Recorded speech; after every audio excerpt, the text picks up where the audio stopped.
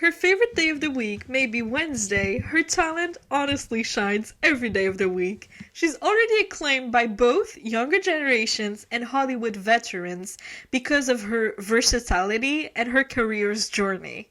She also has already made her impact into the horror genre, which is already iconic, and I'm so sure that in the future, no matter what project she'll be a part of, genre, movie, name it, I know that she will be successful.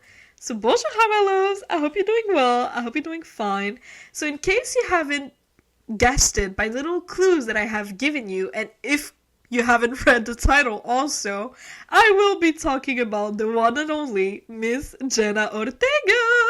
Ooh, ooh, ooh, ooh. I am obsessed with Jenna for a long time now, and I hope by this end of this episode, at least one of y'all will be as much obsessed of Jenna Ortega as I am. So get ready and let's start with her early years. Jenna Ortega is born on September 27, 2002 in California, USA. She is the fourth of six siblings. Her father, Edward Ortega, is a business person of Mexican descent, and her mother, Natalie Ortega, is a nurse of Mexican and Puerto Rican heritage. Both of her parents were supportive when their daughter decided to become an actress, and even though Jenna struggled early on to find roles. She later commented that she was often rejected by casting directors because she, quote-unquote, did not have the look that they were going for, aka she wasn't white. Ortega often discussed her Mexican and Puerto Rican heritage and the difficulty she had in finding roles as a Latina actress. She eventually began her career as a child actor in 2012. Her debut with a minor role in the short-lived television sitcom Rob, and a guest appearance on CSI New York, a spin-off of CSI Crime Scene Investigation. Her first big-screen part was in the blockbuster Iron Man 3 in 2013, portraying the U.S. Vice President's daughter. Ortega soon received a recurring role in the television series Jane the Virgin, playing the younger version of Jane. Her appearances on the hit show helped her gain some recognition in Hollywood. She was then cast in the films The Little Rascals Save the Day in 2014 and afterward, 2015, as well as the Netflix series Richie Rich in 2015. In 2016, Ortega started to play Harley Diaz in the Disney sitcom Stuck in the Middle. She starred as the middle child of 7 siblings who invents gadgets to deal with living in a large family. At the same time, Ortega voiced Princess Isabel in the Disney animated series Elena of Avalor. So her breakout roles now, in my heart and later on in the medias. So Ortega gained further fame when she starred as Ellie Alves in the second season of the hit Netflix show You in 2019. Guys, when I've been first introduced to Jenna Ortega as Ellie, I was completely obsessed with her talent, with her work, and with the character itself. Like, I remember I was already obsessed with the TV show You, but I feel like second season of You was like a whole other level. And more specifically, like, her character, I thought it was so interesting, and I was so sure, maybe spoiler alert, that at the end of the season 2, when Joe decides to like let Ellie go and don't want to kill her because technically she knows Joe's true nature, I was sure, so fucking convinced that Netflix would release a spin-off show starring Jenna Ortega playing Ellie Alves and see her new life now that she is an orphan, that her sister was killed by Joe, that she has no one to rely on, and she has not really a lot of cash. Like, I was so freaking curious and convinced that that was Netflix way of like teasing the new spin-off, but they never did, and I feel like it was such a missed opportunity because her character freaking loved it. And later on, so that's how I've discovered Jenna, if it wasn't clear enough, and how I fell in love with Jenna Ortega.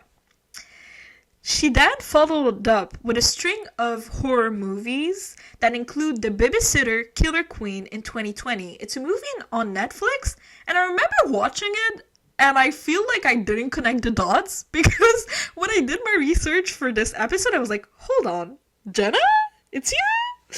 Anyways, she then did Scream in 2022, Studio 666 in 2022, X in 2022, American Carnage in 2022. Miss Girl, she said, the COVID won't stop me, I'll be booked and busy. And Scream 6 in 2023. She then won Most Frightening Performance at the 2022 MTV Movie and TV Awards for her role as Tara Carpenter in Scream.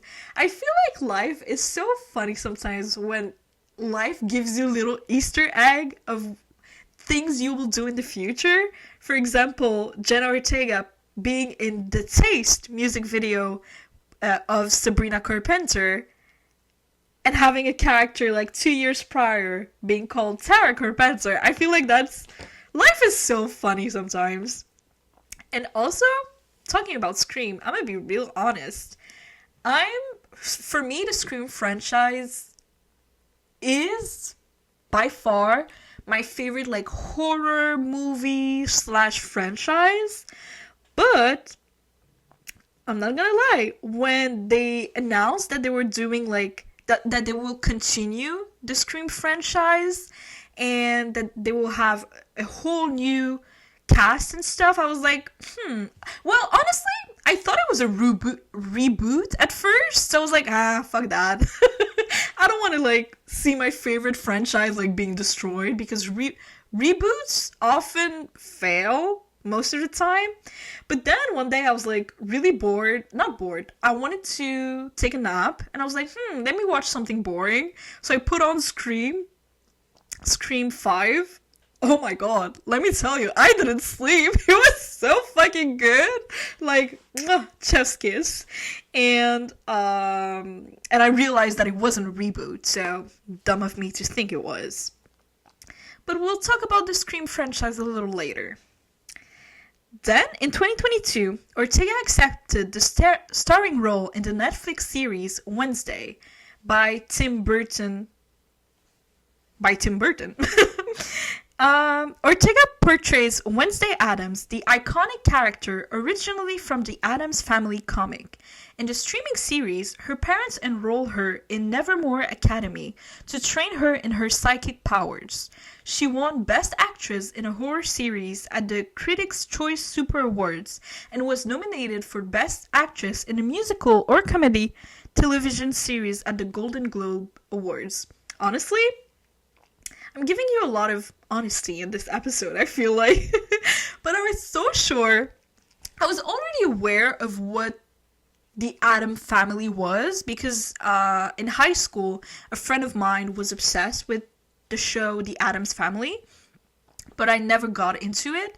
And when they released Wednesday, I was convinced that it was a kids' TV show. That's why I've never watched it. But then recently my friend told me, like, no, it's not a kids' TV show. Like, you can watch it with your grown-ass age. And I was like, hold on, okay. Like, are you sure? And she was like, yeah, it's really good. I was like, okay, I'm gonna do that during fall. So kind of excited to see, like, what it's all about. But honestly, love that for her. And also, that's why I put my hair like this today. If you're watching the audio version of this podcast, I made my hair the Wednesday hairstyle, 2 braids. And fun fact, Tim Burton said, I didn't need more than 5 minutes to cast Jenna Ortega as Wednesday Addams. That's so, I fucking love when I learn like little like behind the scenes of how the directors, how they chose some actors and actresses to play in these iconic roles. Like, for me, it's like, how? Like, how did you know in less than 5 minutes that you made your choice? Like, this girl is the girl. Like, it's so cool and fascinating, and like it just proves that sometimes like you just, it sounds dumb what I'm about to say, but like you just feel it, like you just know. But how do you fucking just know if you've seen like multiple people auditioning for the same role? Like, it's so fascinating to me. And it's telling also about Jenna's abilities in the acting world and her aura, may I say. A little side note that I feel like will be important for later on.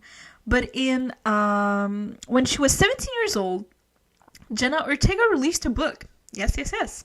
Called It's All Love, Reflection for Your Heart and Soul, which details the challenges of her life and career. Among the topics are depression, love, and her struggles with building a career as a Latina in Hollywood. Keep that in mind. And of course, by the way, she played in multiple other movies. Those were just a few. And she will be playing in a lot of fucking movies because she is that girl. Now let's talk about why she is the future of Hollywood. Honestly, I cannot even say in my opinion because I feel like it's an objective opinion. So, she mastered perfectly the traditional Hollywood formula while still having this appeal to the young generation, like I said a little bit in the intro.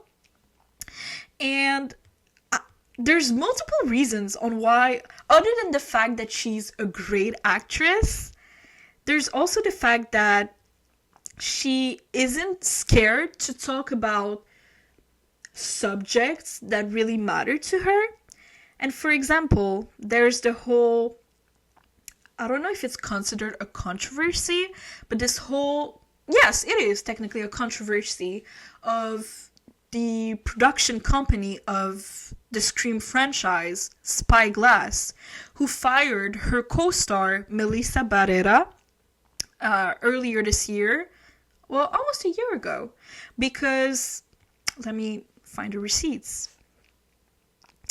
Melissa Barrera was fired from the Scream franchise. By the way, Melissa was actually the main character, for those who didn't watch, of Scream 5 and 6, and Jenna Ortega was the sister of the characters played by Melissa. So, she was fired on November 21st because she was posting support for the Palestinian people. And I'm going to read you what she wrote on her Instagram on October 22nd. I have been actively looking for videos and information about the Palestinian side for the last 2 weeks or so, following accounts, etc. Why? Because Western media only shows the other side. Why they do that? I will let you deduce for yourself. Usually the algorithm on social media gets the gist. Well, my Discover page on Instagram will only show me videos showing and talking about the Israeli side. Censorship is very real. And later on, Spyglass Media, again, the production company of the Scream franchise, responded by, well, they fired her, and the statement that they released was saying, "We have zero tolerance for anti-Semitism or the incitement of hate in any form, including false references to genocide, ethnic cleansing, Holocaust distortion, or anything that flagrantly crosses the line into hate speech." So I'm still trying to look. I've been preparing this episode for a week, even more than a week, and I'm still trying to look in Melissa Barrera's statement. Where was the anti-Semitism? Where was the hate speech that she's supposedly, quote unquote, talking about? Because all she said was she wants to get more educated and she wants to hear the other side of the conflicts. She later on had to post an Instagram story saying, "First and foremost, I condemn anti-Semitism and Islamophobia. I condemn hate and prejudice of any kind against any group of people. As a Latina, a proud Mexicana, I feel the responsibility of having a platform that allows me the privilege of being heard, and therefore I have tried to use it to raise awareness about issues I care about and tend to lend my voice to those in need. Every person on this earth, regardless of religion, race, ethnicity, gender, sexual orientation, or socioeconomic status, deserves equal human rights, dignity, and of course, freedom. I believe a group of people are not their leadership, and that no governing body should be above criticism. I pray day and night for no more death, for no more violence, and for peaceful coexistence. I will continue to speak out for those that need it most, and continue to advocate for peace and safety, for human rights and freedom. Silence is not an option for me." So by releasing this statement, not only she is responding to Spyglass for falsely accusing her again of anti-Semitism and spreading hate and everything.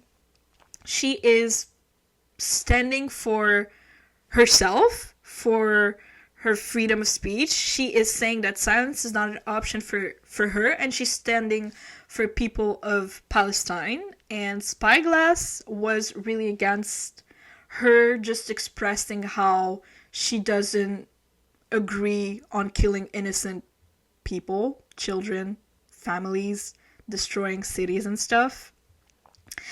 That's pretty telling on how Spyglass, not how Spyglass, on where Spyglass stands when it comes to humanity, honestly. And I feel like ever since Spyglass, how I saw Spyglass, the production company of Scream, handle this whole situation and blatantly fire Melissa Barrera for just speaking up for what's right. It's that really makes me lose a lot of respect for the production company. Not lose a lot of respect, lose all of my respect, honestly. And it's really hard because I used to be such a fan of the Scream franchise, but ever since everything, how they treated Melissa and stuff, it's so bad, so disrespecting and stuff, and disappointing, of course. And you're probably wondering where Jenna stands on that, because her co-star just got fired. A day after it was announced by Spyglass that Melissa Barrera is fired, Miss Jenna Ortega, her PR team released a statement saying that Jenna will stop being a part of the Scream franchise due to quote-unquote schedule issues, because she was filming Wednesday approximately at the same time. But to be honest, the timing of it all just tells me that Jenna didn't quit the Scream franchise because of the Wednesday schedule, but she did quit the franchise because she wanted to support Melissa, and she wanted to support what Melissa and who Melissa was supporting, which is the people of Palestine. And I have a little TikTok that I want to show to you guys that's so heartwarming after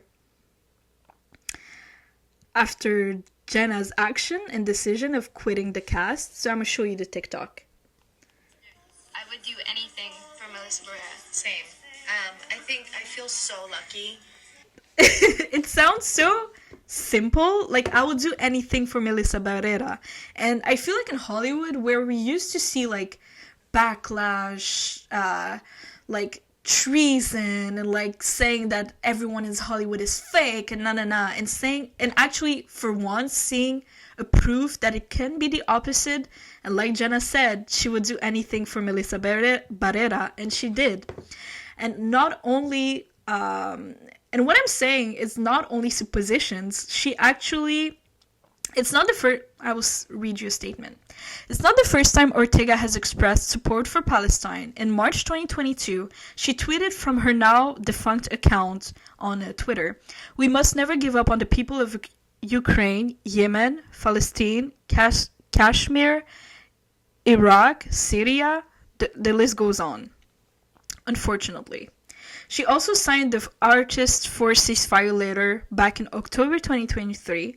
The letter calls for the immediate release of the hostages captured and a permanent ceasefire. "We believe all life is sacred, no matter faith or ethnicity, and we condemn the killing of Palestinian and Israeli civilians," the letter states. And also, Jenna posted on May 28th of last May that we should keep an eye on Rafah, a city in Palestine. And she has been spreading, she shared a link to the Palestinian Children's Relief Fund on her Instagram story. So we can see that she has been a proud supporter of Palestine. And that's why I can say that her quitting the Scream franchise a day later that Melissa was fired, and that her PR said that it was because of schedule conflict. That's what, with all these infos, and I can say that it's because she isn't in support, of course, of Spyglass' decision of firing her co-star, but also it's because she doesn't stand with the same beliefs as Spyglass and wants the freedom of Palestine. So, big respect for Jenna Ortega.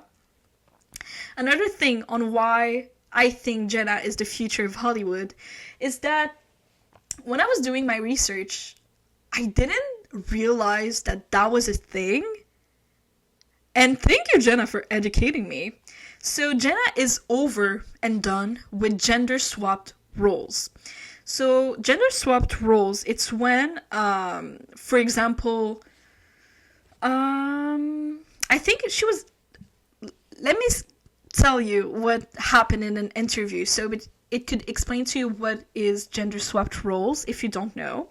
So during an interview with MTV, Jenna was asked if she'd be interested in working with Tim again on a reboot of Edward Scissorhands, you know, the famous Edward Scissorhands played by Johnny Depp.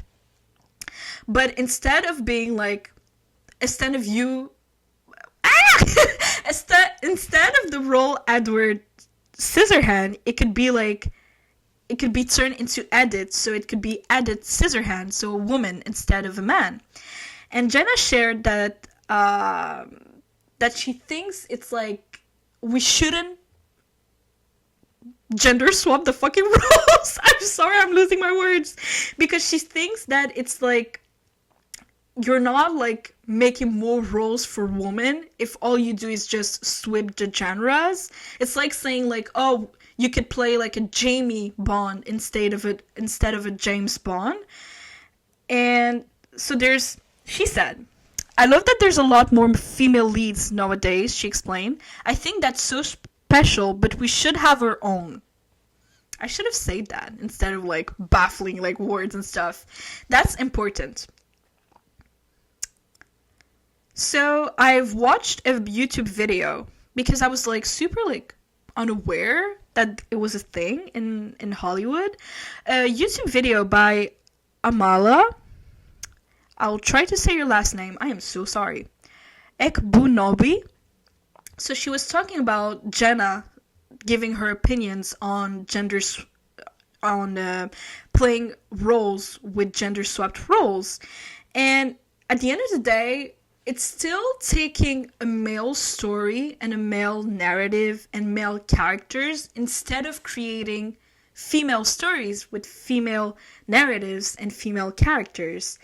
And Amala says, I will try to quote her, by doing so, it reinforces the idea that women shouldn't have their own stories and take something that has already been created and throw in a female character by taking male characteristics. And by doing so, it kind of goes against the purpose of creating more roles for females, because you're just instead of like creating their own stories and having these female characters have a feminine sides and have different female characteristics, you take that all off and just keep the same male quote unquote story, but by just swapping the gender, we still have the same problem at the end. I don't know if it was clear, but I really props to Jenna for that, because at the end of this episode, I will be doing my little PR predictions, even though Miss Jenna Ortega doesn't need PR predictions and or ideas from me. But one of my predictions was, before learning about the whole gender swapped like roles situation in Hollywood, I saw her wearing do I have the picture? No, I don't. Basically, I saw her just wearing a yellow suit, and I was like, wait, that reminds me of the suit of, you know, the movie The Mask with Jim Carrey, like, when he has a green face and stuff. I was like, wait, that could be so cool if, like, there's, like, a spin-off, not a spin-off, like, a follow-up to The Mask, the iconic movie, and we can see, like, Jenna, like, portraying, like, the daughter of, like, The Mask, like Jim Carrey, you know? So she'll have like also The Mask and stuff and blah blah blah. And I wrote that as a PR prediction, but then later on I was known of like gender swap roles and the situation in Hollywood. I was like, wait, I also like this idea like contributed into the whole problem, and I was like, holy fuck, that's why education is fucking important. Like, damn. And another thing on why I think Miss Jenna Ortega will be the future of Hollywood is that she isn't afraid, like I said early on, Palestine, of standing on what she believes is right and standing on her beliefs, basically. She even said, the business that we work in is so touchy-feely, Ortega told Vanity Fair about Hollywood.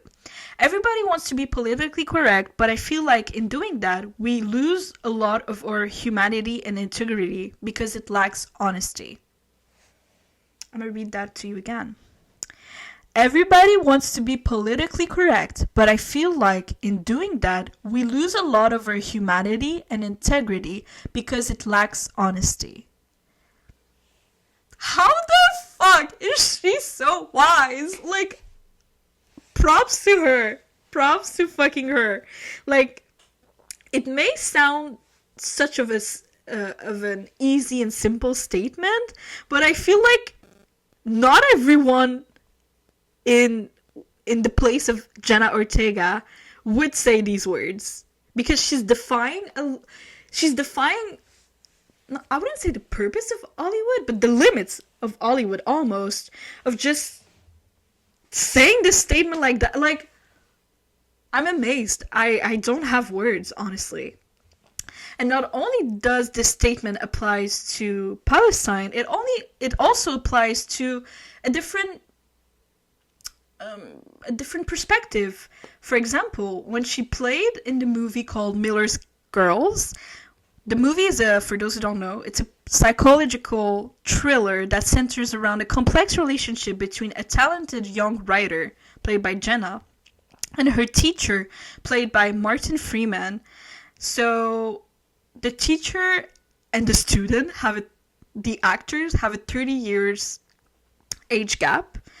And in the movie, we see them like having like a romantic relationship-ish.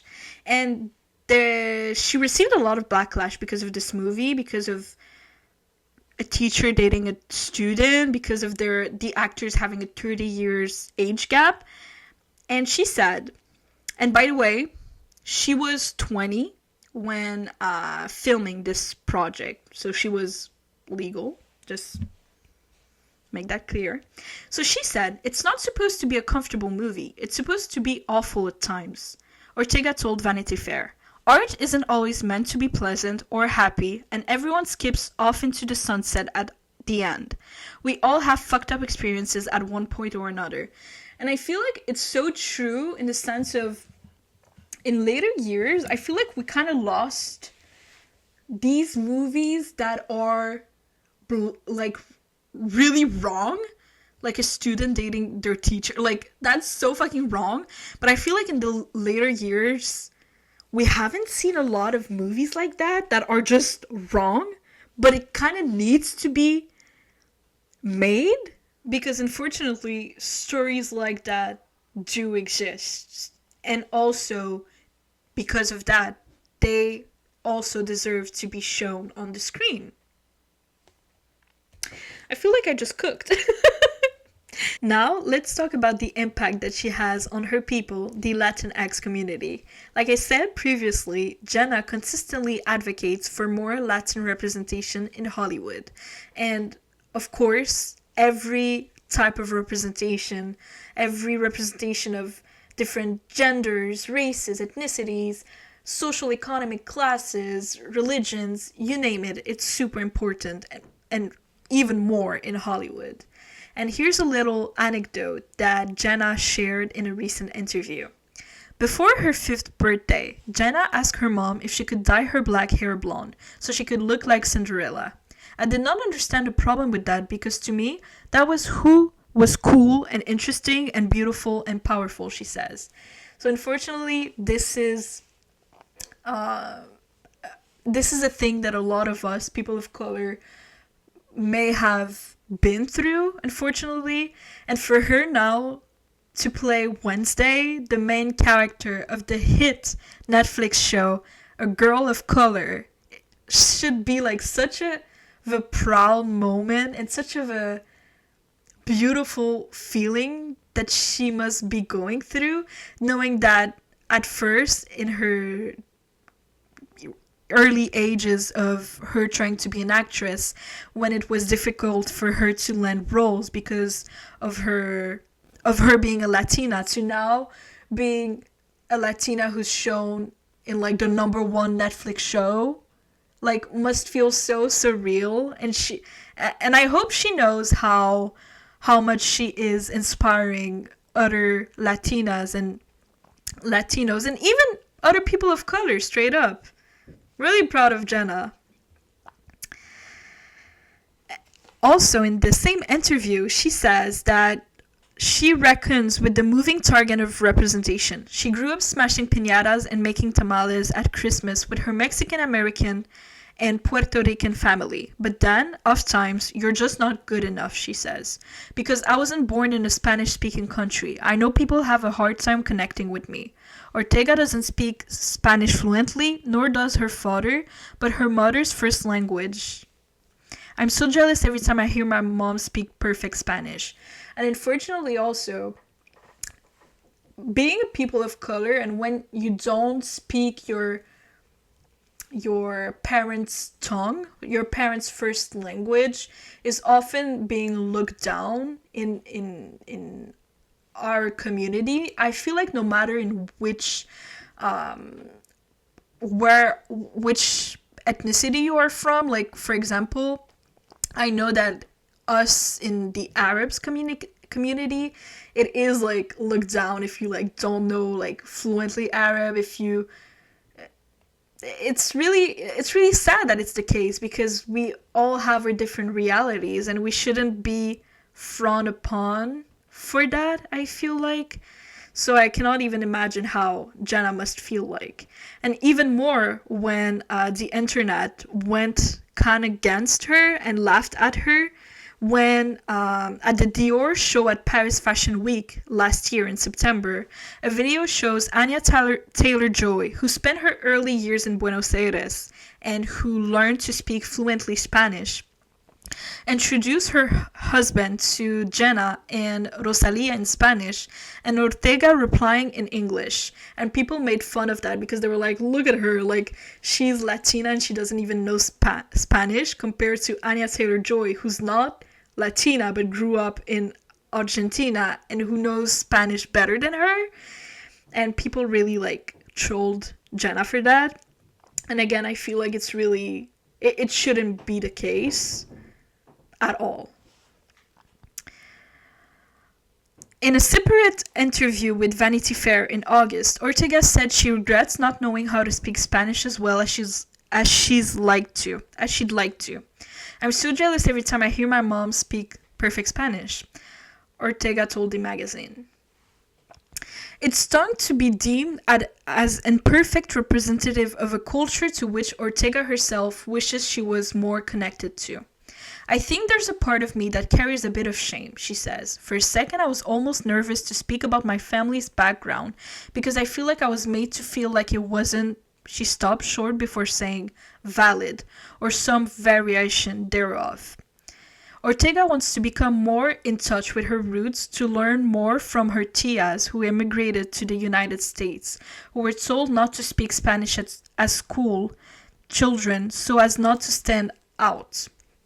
But also, something that I'm learning is, it's not my job to carry the weight of everybody who's ever had that experience, Ortega says firmly. Nor should language or birth country define her identity, especially when assimilation is as Latin an experience as anything. Again, it's super sad, but also like it's so weird at the same time to know that that's the reality of a lot of people of color who are in communities who aren't maybe as much as fluent in their mother's tongue, who aren't as much as, I wouldn't say connected in their roots, because it can be defined in different ways than just knowing your mother's tongue, you know? And it's sad also that she, like she said, she feels shameful because of that, and she feels like she's carrying the weight sometimes, and it's really fucking sad, honestly. And when I saw this TikTok, wait, I'm gonna pull it up. It was an interview where a Latina is saying to Jenna, One Latina to another. Jenna, I just wanted to say, from one Latina to another, you're Latina enough. I don't care what anyone else says, especially like as someone in the industry. Like, you've opened so many doors for people like me. So you are Latina enough. Thank you so much for everything you do. I really appreciate you. What a beautiful thing. Jenna, I just wanted to... which is basically, for those who don't see the video portion of this episode, it's a Latina interviewer saying to Jenna that she is Latina enough, and no matter what everyone wants to say on the internet, she is Latina enough, and she has opened doors for so many other Latinas and Latinos in this industry. And Jenna, you see it in her eyes that she's like getting emotional, and she just stands up and goes to give a hug to the interviewer. And this moment, I was like, it was like 1 a.m. and I saw this TikTok and I was like, this is so beautiful. And it's so, it must mean a lot to Jenna, this moment. And I'm really, really, really glad that this interviewer did that, because it's not easy, let's say it like that. Even more when she's in a white dominated field. And I'm proud that she is being recognized for her efforts in being more, in representing the Latin culture. What a beautiful way to go into my PR predictions. Again, like I said previously, Miss Jenna Ortega doesn't need any advice from me. Let's make that clear. But I kind of had I wouldn't say an epiphany, because TikTok gave me a little bit this idea. Remember when Pete Davidson broke up with, I don't know who, but he broke up kind of recently in the last year with someone that he was dating for a long time, and people on the internet were like, oh my god, Pete and Jenna need to be together. And they were like, it's like a what's the word, it's a canon event, like they need to get together, not need, but like they're like, I feel like they will get together in the future. My opinion on that is not necessary. I don't know, and I don't care, honestly. But that gave me the idea that it will be so fucking funny and iconic if Jenna starts in, remember Scary Movies? For those who don't know, it's like a franchise called Scary Movies, and it's basically like taking popular scary movies, no pun intended, and making a whole movie, but like in a comedic and like in a parody way. For example, there's even one scary movie that's like taking the whole concept of Scream, but turning it into comedy and parody. And it would be so funny if there's like a revival of this franchise of scary movies, and there will be Jenna Ortega alongside Pete Davidson. Because Pete, at the end of the day, is a comedian. It will be so hilarious. And Jenna being like the horror genre icon actress. It will be so fucking iconic. Also, I would love to see her on the YouTube channel Chicken Shop Date with Amelia. For those who don't know this channel, I mean, of course you do. Like, please. It's basically Amelia has like such of a dry humor, and I feel like Jenna kind of like, I don't know if she has dry humor, but I feel like she could like easily like have this type of humor, and I feel like both of them bantering and like their banter will be so iconic, and like I don't know, I just want to see it. And if she doesn't do the scary movies with Pete Davidson, I really just want to see her like playing in a comedy. I feel like it will be so funny and so different and new for her. And I know that she's capable of doing comedy. I just feel it from her. And I feel like it will be even more funny if it's a sarcastic character, a little bit like Styles Stilinski, aka Dylan O'Brien in Teen Wolf. Like, come on, guys, it will be so fucking iconic. And also, I feel like the next thing is not a prediction because I feel like it will happen. Like, I cannot even say that it is a prediction because I feel like it's maybe even happening right now. I don't know. But I'm sure that she will be directing a short film in the future. But a short film that really like will be successful. I don't know why. I mean, I do know why. She's talented as fuck. Her taste in movies and projects are like super like rich, and like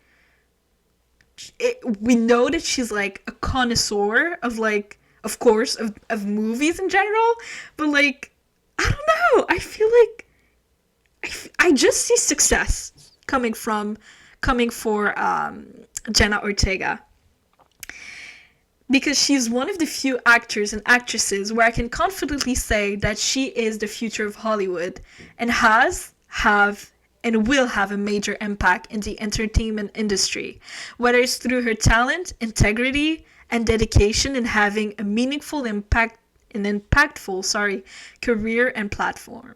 So on that note, my loves, I hope you'll have a beautiful night of sleep. I love you. Take care. Au revoir.